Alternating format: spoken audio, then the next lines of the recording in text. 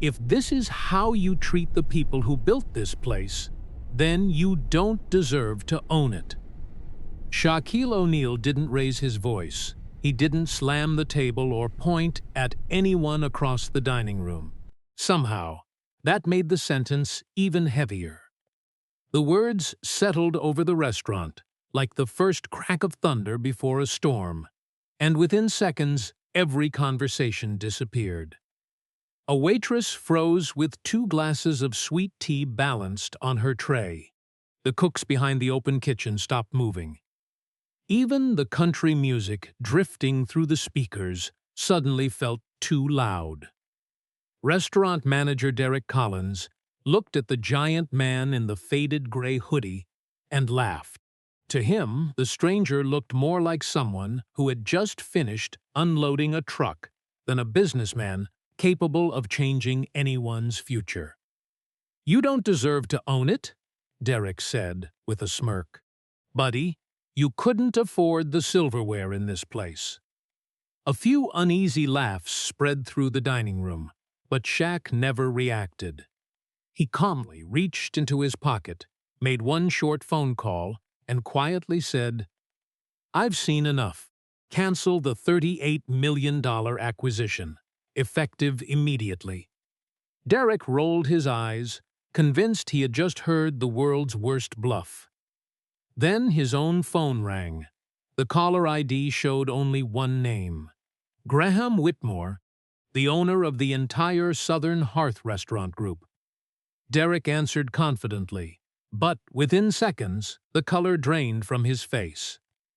Every employee watched his expression collapse as he whispered, "No? Sir? Please, let me explain." In less than a minute, the confidence that had filled the room was replaced by complete silence. Nobody understood how a man wearing an old hoodie had just destroyed a multi-million-dollar investment. But the truth was, Shaquille O'Neal hadn't walked into that restaurant looking for a reason to cancel the deal. He had walked in hoping someone would give him a reason to sign it. To understand how one ordinary dinner became the most expensive mistake Derek Collins would ever make, we have to go back exactly 6 hours. 6 hours earlier, Shaquille O'Neal was sitting alone in a black SUV outside Southern Hearth Grill in Brookhaven, Georgia, watching the lunch crowd move through the front doors. The restaurant sat at the edge of a busy shopping plaza, surrounded by a pharmacy, a dry cleaner, and a hardware store that had been there since the 1980s. From the outside, Southern Hearth looked successful. The brick walls were clean, the parking lot was full, and a polished wooden sign promised slow-cooked comfort food and honest Southern hospitality. That promise was exactly what Shaq had come to test. For the past 3 months, a private investment group he advised had been negotiating to acquire Southern Hearth Dining Company, a regional chain with 9 locations across Georgia and Alabama. The asking price was $38 million. On paper, the company looked strong. Sales had increased by 7%, food costs were under control, and the owners claimed employee retention was improving. But Shaq had spent too many years in business to trust a clean spreadsheet without asking who had cleaned it. He knew numbers could hide fear, bad leadership, and people working themselves into the ground. A profitable restaurant could still be rotten where it mattered most. 2 weeks earlier, an unsigned letter had arrived at the investment office. It contained no dramatic accusations, only one sentence. "If Mr. O'Neal wants to know what he is really buying, tell him to visit Brookhaven on a Tuesday afternoon and watch how they treat the kitchen staff." Most investors would have sent an auditor. Shaq chose to go himself. He wore a faded gray hoodie, loose jeans, and old brown boots, not as a costume, but because those were the clothes he preferred when he did not want business people performing for him. At 7 feet 1 inch tall, he knew disappearing completely was impossible, but people saw what they expected to see. In Atlanta, a man his size might be a former athlete, a security guard, or simply someone who wanted lunch. He hoped the employees would recognize him. He also hoped they would forget he was famous after a few minutes. Shaq had learned that people revealed more when they felt comfortable than when they felt inspected. He planned to order food, talk to the servers, listen to the rhythm of the kitchen, and leave without making a scene. If the restaurant treated its workers well, he would recommend completing the acquisition by the end of the week. If the letter was exaggerated, no one would ever know he had come. At 12:18 p.m., he stepped out of the SUV and crossed the parking lot alone. Through the front windows, he could see servers moving quickly between crowded tables, while a manager in a dark suit stood near the host station, watching them without helping. As Shaq reached for the door, an older cook appeared briefly behind the kitchen window. The man carried a heavy stock pot with both hands, while a younger employee shouted something at him from across the line. The cook lowered his head and kept walking. Shaq paused with his hand on the door. He had been outside for less than a minute, and already the unsigned letter felt less like a warning and more like an invitation to look closer. The moment Shaq stepped inside, the smell hit him first. Hickory smoke, fresh biscuits, roasted chicken, and black pepper floated through the dining room exactly the way a Southern restaurant should smell. Customers were lined up near the entrance. Servers moved quickly between crowded tables, and plates left the kitchen almost as fast as they came in. At first glance, Southern Hearth Grill looked like a business that had everything figured out. But Shaq had learned years ago that the real story of a restaurant was never told in the dining room.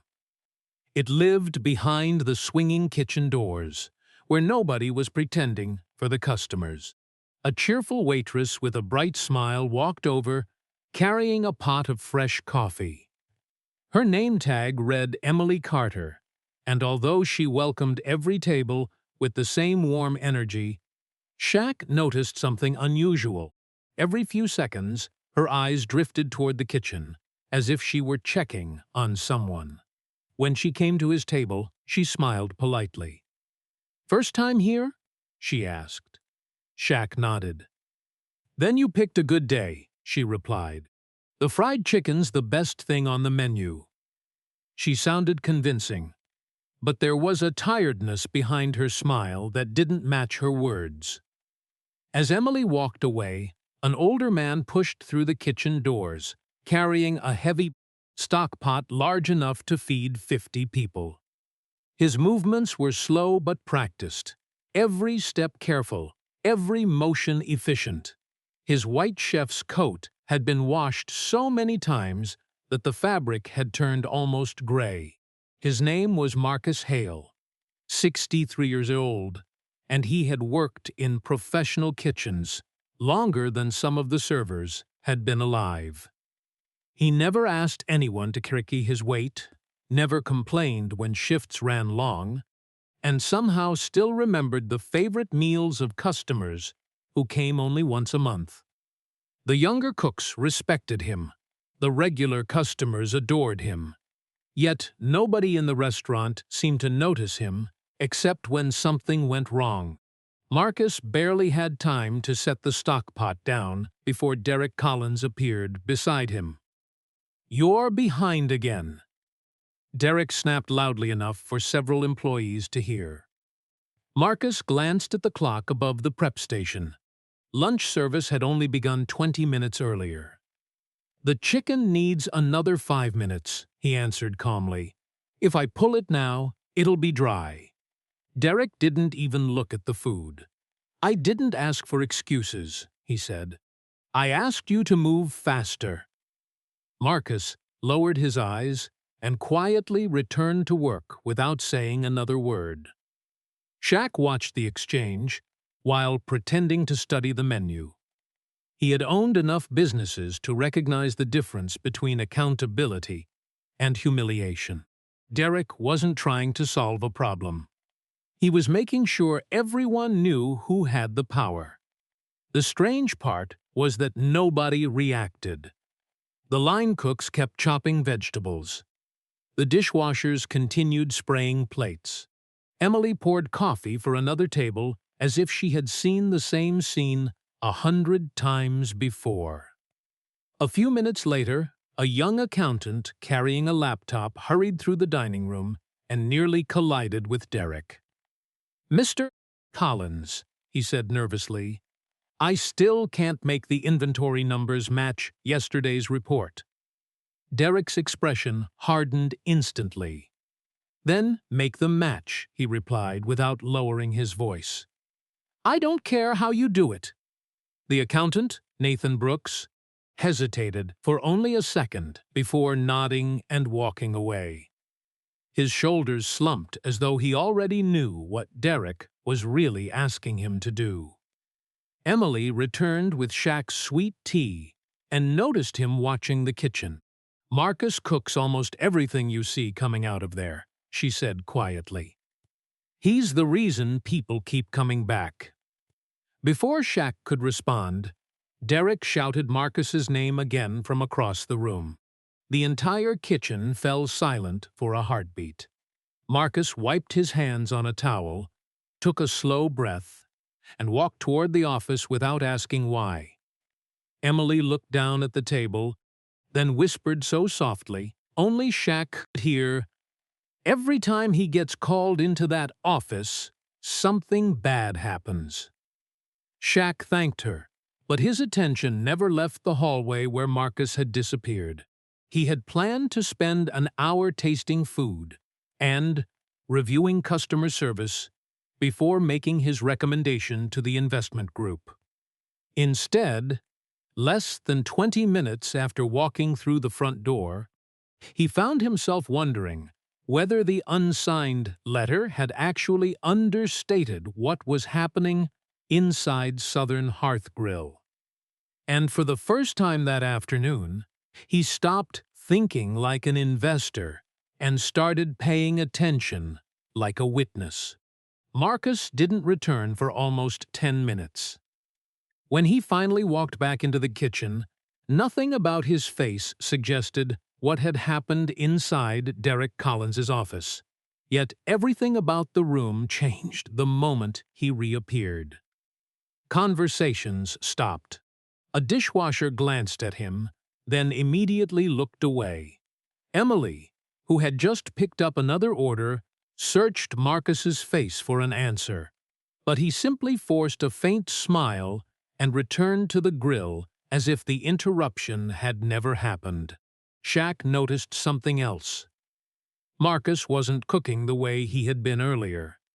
His movements were still precise, but they had become cautious, almost hesitant, as though every decision now carried consequences far beyond the food itself.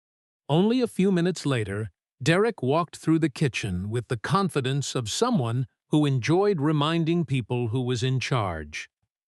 "Inventory audit starts tomorrow morning," he announced loudly enough for everyone to hear. "I expect every number to match. If anything comes up missing, the person responsible won't be working here by lunchtime." The statement sounded routine to the customers in the dining room, but inside the kitchen, it landed like a threat. Nobody responded. Nobody asked questions. Derek looked around the room, apparently satisfied with the silence, before disappearing back toward the office. Shaq quietly sipped his tea while watching the reactions instead of the people speaking. Emily bit her lower lip before returning to the dining room. Nathan closed his laptop a little too quickly and rubbed his forehead. Even Olivia Bennett, the afternoon shift supervisor known for keeping the kitchen running smoothly, seemed unusually distracted. She checked the prep lists twice, then looked toward Marcus as if she wanted to say something but couldn't find the courage. Shaq had seen this kind of silence before. It wasn't respect. It was fear disguised as routine. A few minutes later, Nathan stepped outside through the rear delivery entrance carrying a stack of inventory sheets. Shaq excused himself, pretending to answer a phone call, and walked toward the parking lot just in time to hear raised voices behind the building. Derek stood with his back to the dumpsters, speaking in a calm tone that somehow sounded more threatening than shouting. "Those numbers don't leave this restaurant unless they match the report I approved," he said. Nathan hesitated. "But they don't match," he answered quietly. "We're missing nearly $4,000 in inventory." Derek folded his arms. "Then fix it." Nathan swallowed hard. That would mean changing the records. Derek took one step closer. "No," he replied coldly. "That means correcting them. If corporate sees shortages before the acquisition closes, every one of us has a problem. Do you understand?" Nathan didn't answer immediately. Finally, he nodded once, though the look on his face suggested he hated himself for doing it. Shaq remained hidden behind a delivery truck until both men walked away. $4,000 wasn't enough to destroy a company worth $38 million, but it was more than enough to destroy one employee if someone needed a scapegoat. The anonymous letter suddenly made a lot more sense. This wasn't about missing food. It was about creating a story that justified an audit. Back inside, Emily quietly placed another basket of biscuits on Shaq's table. "Everything okay?" she asked, with the same polite smile she gave every customer. Shaq looked toward the kitchen before answering. "Does Marcus always get blamed when something goes wrong?" Emily froze for just a second. It was barely noticeable, but Shaq caught it. "Marcus has worked here longer than anyone," she said carefully. "Sometimes, people who stay the longest become the easiest people to blame." Before Shaq could ask another question, Derek's voice echoed across the dining room again. "Marcus," he shouted, "don't leave after your shift today. We need to talk." Marcus looked up from the grill, nodded once, and quietly returned to cooking. He didn't ask why. He already knew. Across the room, Olivia watched the exchange with growing unease. She knew the inventory numbers had been altered because she had seen the original report before it disappeared from the office printer. Nathan knew it too, and so did Emily, who had overheard enough conversations to understand exactly where this was heading. None of them wanted Marcus to become the fall guy for someone else's deception. But speaking up meant risking their own jobs, their mortgages, and their families. For the first time that afternoon, Shaq realized he wasn't looking at a restaurant with one bad manager. He was looking at a workplace where decent people had slowly been taught that staying silent was the safest way to survive. And that was far more dangerous than one dishonest inventory report. The afternoon rush reached its peak just after 1 o'clock, and for nearly 30 minutes, the dining room buzzed with laughter, clinking silverware, and orders flying out of the kitchen. To every customer inside Southern Hearth Grill, it looked like another successful lunch service. Only the employees knew the atmosphere had changed. Marcus barely spoke unless someone asked him a direct question. Nathan avoided eye contact with everyone. Emily forced herself to smile at every table even though her thoughts kept drifting toward the office at the end of the hallway. Shaq remained quietly in his booth, eating slowly, listening far more than he talked. Years of business had taught him something valuable. People rarely revealed the truth during an argument. They revealed it in the quiet moments afterward. Halfway through his meal, a plate of mashed potatoes came back from a customer who claimed it was too cold. Marcus apologized immediately and prepared another serving without complaint, but Derek seized the opportunity. Holding the plate high enough for everyone to see, he announced that standards were slipping because certain people had gotten too comfortable. Marcus knew exactly what Derek was doing. The potatoes weren't the issue. Derek wanted everyone to associate every mistake with one name. A few minutes later, Olivia quietly admitted she had seen the original inventory report and knew Marcus wasn't responsible for the missing supplies, but she also confessed she was terrified of speaking up. Nathan felt the same way.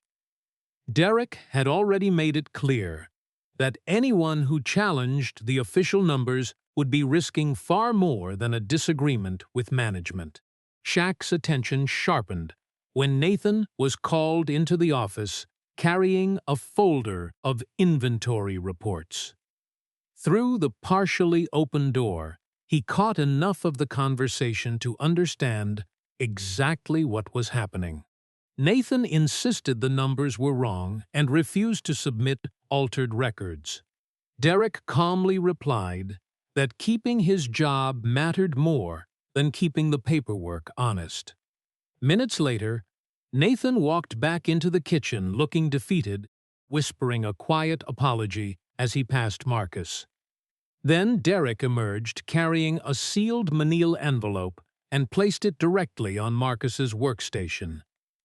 "Don't leave after your shift," he said coldly. "We'll talk then." Nobody needed to ask what was inside. Emily lowered her head. Olivia stared silently at the floor. Marcus slid the envelope into a drawer without opening it and returned to cooking as if nothing had happened, watching the older man prepare meals with steady hands. Despite knowing his career was about to be sacrificed, Shaq quietly reached a decision of his own. He had entered Southern Hearth, intending to observe without interfering. But if an innocent man was about to become the price of a $38 million business deal, staying silent was no longer an option. The restaurant clock read 2:07 p.m. when the front doors opened again. At first, nobody paid much attention. A man in a navy suit stepped inside, followed by a woman carrying a leather portfolio and two executives wearing visitor badges around their necks. They weren't customers. They scanned the dining room as if they were looking for someone specific. Derek noticed them immediately and hurried toward the entrance, straightening his tie as he walked. A wide smile spread across his face. "Welcome to Southern Hearth," he said confidently, extending his hand. "I'm Derek Collins, the general manager. We weren't expecting corporate until tomorrow." The man in the navy suit barely acknowledged him. Instead, his eyes moved past Derek and settled on the giant customer sitting quietly in the corner booth, finishing the last sip of his iced tea. Relief crossed his face.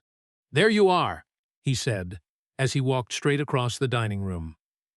"Mr. O'Neal, we've been trying to reach you for the last 15 minutes. Everyone is waiting for your decision." For a moment, nobody moved. Emily stopped carrying plates. Nathan slowly looked up from the register. Olivia froze beside the kitchen doors. Even Marcus turned away from the grill. Derek remained standing near the entrance, confused by what he had just heard.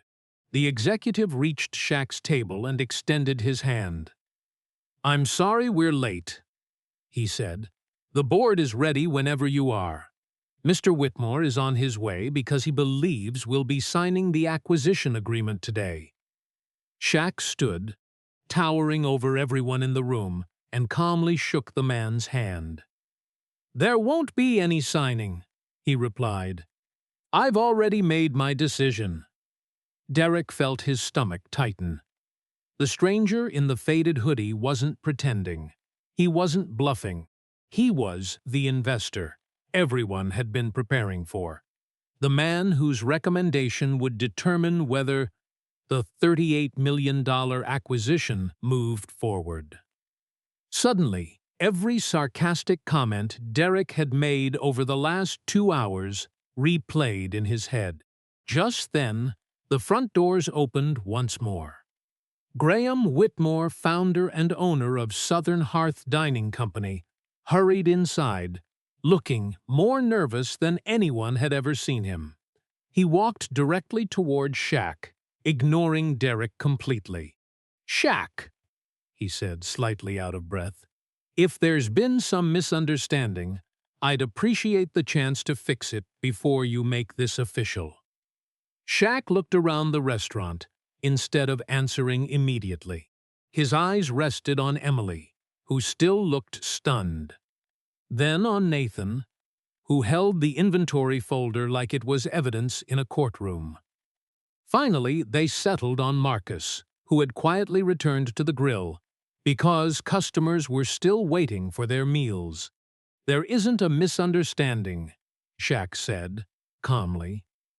"I've spent the last 2 hours watching how this restaurant treats the people responsible for its success. The food is excellent.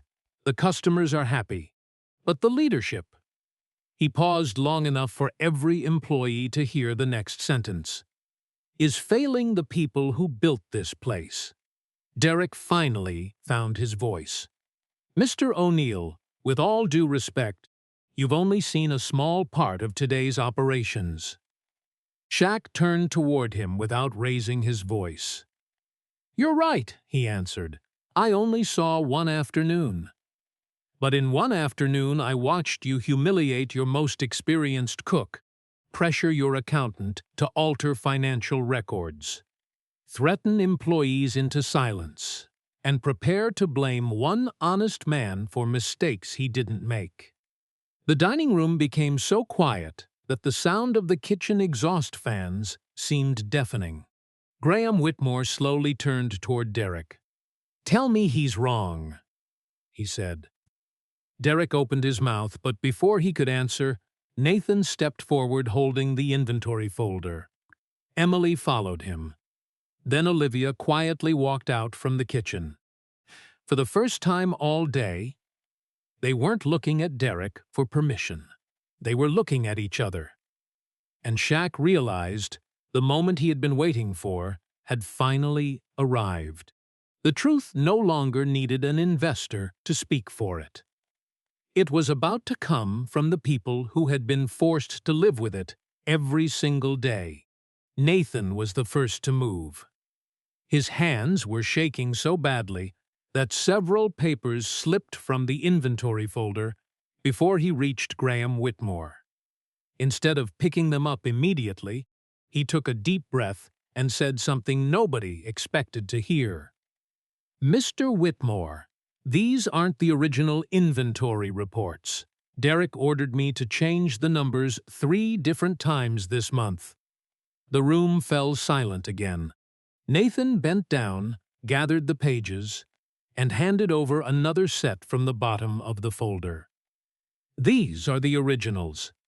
I kept copies because I knew someday someone would ask what really happened." Graham flipped through the reports, comparing signatures, dates, and handwritten corrections. The differences were impossible to ignore. Before Derek could interrupt, Emily stepped forward and quietly placed a small notebook on the table.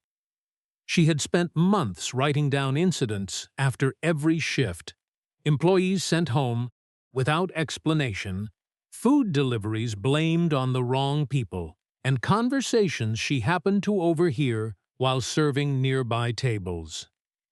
"I didn't write this because I wanted anyone fired," she said, her voice trembling. "I wrote it because I was afraid nobody would believe us when this day finally came." Olivia was the last person anyone expected to speak. She had spent years avoiding conflict, believing that keeping her head down was the only way to protect her family. But watching Marcus silently stand at the grill while everyone else fought for the truth finally became too much. "The inventory shortages never started with Marcus," she said, looking directly at Graham. "Several deliveries were approved without being checked, and when the numbers stopped matching, Derek told us the easiest solution was to blame the employee closest to retirement. He said corporate would never question replacing an older cook if the paperwork supported it." Derek immediately tried to deny everything. He insisted the employees were conspiring because they feared changes after the acquisition. But every sentence he spoke only made the evidence in Graham's hands more convincing. Nathan had the reports. Emily had dates and conversations. Olivia had witnessed the decisions.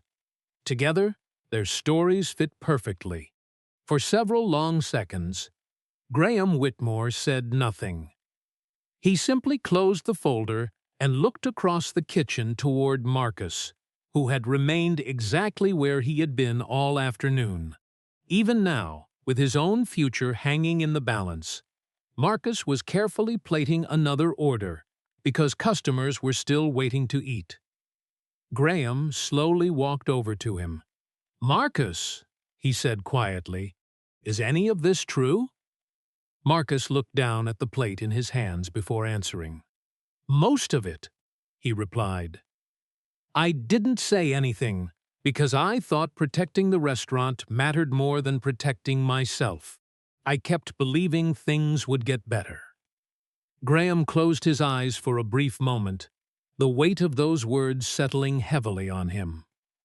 When he turned back toward Derek, the disappointment on his face hurt far more than anger ever could. "Derek Collins," Graham said calmly, "you're terminated, effective immediately." Nobody cheered. Nobody smiled.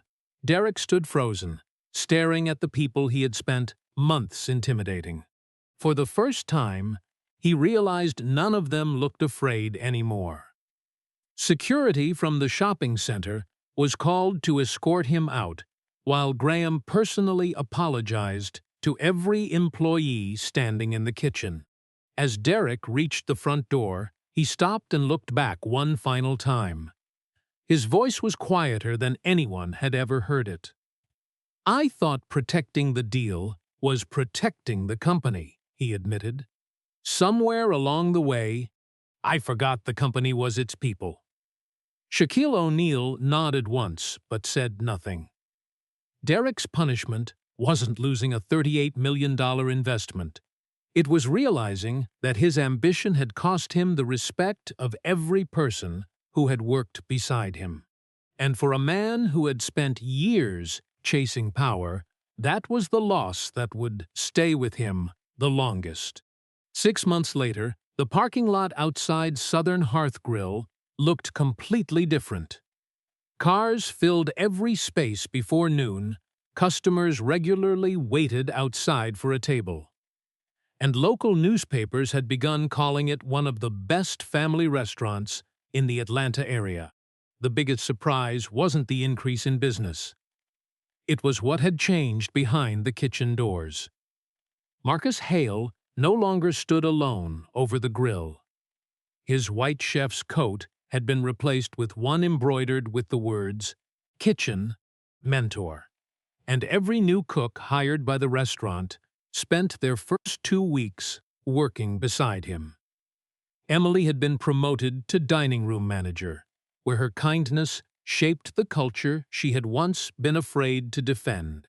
Nathan became regional finance supervisor after helping redesign the company's reporting system, making sure no manager could ever manipulate inventory records again.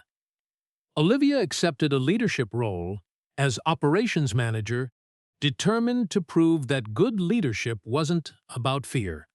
It was about earning trust every single day.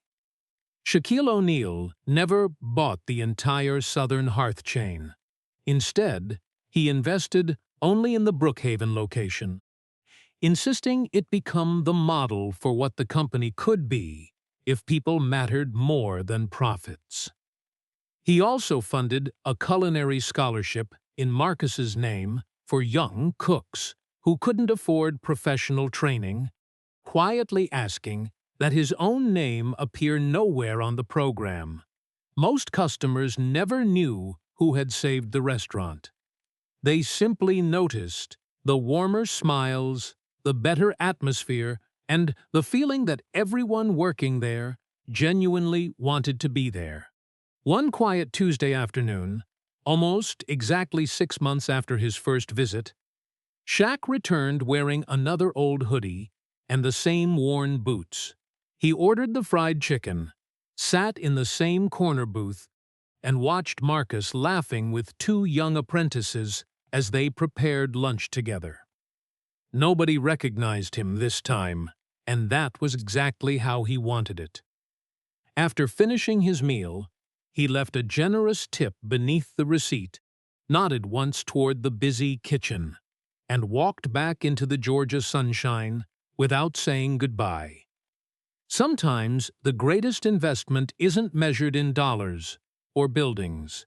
Sometimes it's measured by the lives that continue to grow long after you've quietly walked away.